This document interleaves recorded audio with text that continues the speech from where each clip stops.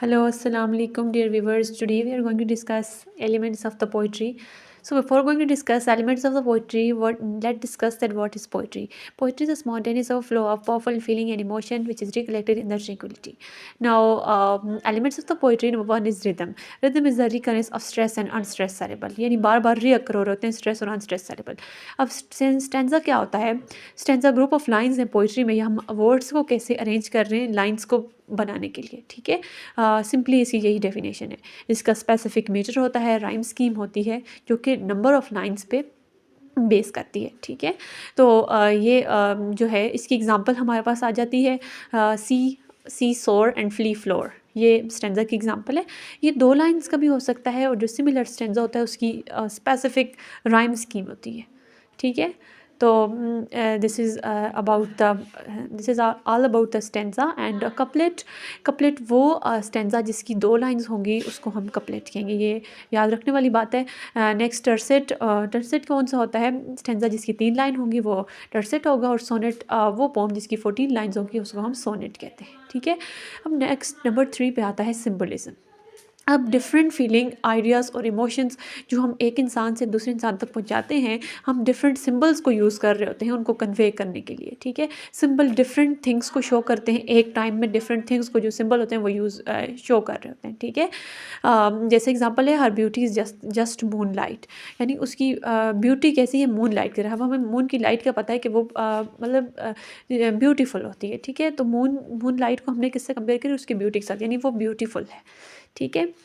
So this is about the symbolism. We are conveying at the same time different things, right? So next is theme.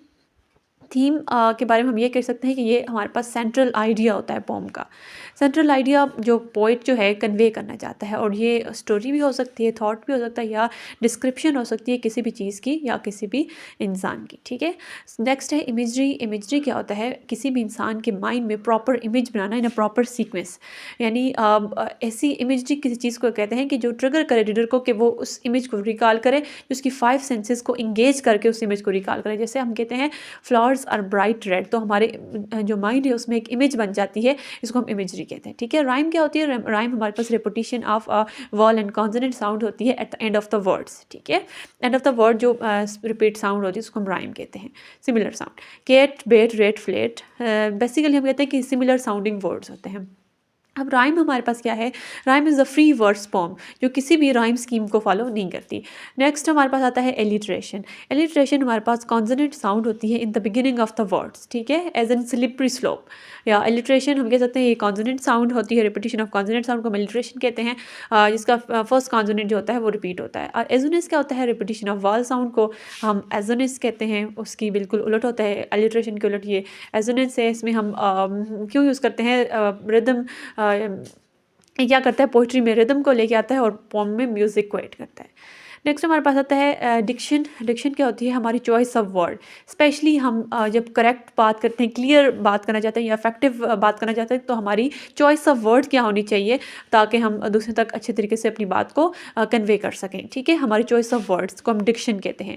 या फिर हम ये कह सकते हैं कि style of selection of word to make proper structure of form, यानी proper structure of form को बनाने के लिए हमारा क्या सिलेक्शन होगी.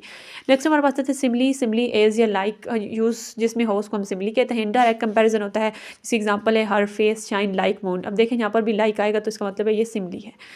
हाइपरबोल क्या होता है? वो फिगर ऑफ स्पीच जिसमें इंटरनल एग्जेजरेशन पाई जाती है, ठीक है, एम्फेसिस के लिए या फिर कॉमिक इफेक्ट के लिए, जिसकी एग्जांपल हमारे पास आती है head is spinning like light, ठीक है. ये हाइपरबोल है जिसमें इंटरनली एग्जेजरेशन पाई जाती है. नेक्स्ट हमारे पास आता है पर्सोनिफिकेशन. पर्सोनिफिकेशन वो लिटरेरी डिवाइस है जो कि नॉन लिटरल लैंग्वेज को यूज़ करती है अपने एब्स्ट्रैक्ट आइडियाज़ को कन्वे करने के लिए इन अ रिलेटेबल वे, ठीक है. या हम कह सकते हैं जब हम human qualities non living things को देते हैं, उनके साथ कंपेयर करते हैं, तो हम कहते हैं कि ये पर्सोनिफिकेशन होती है.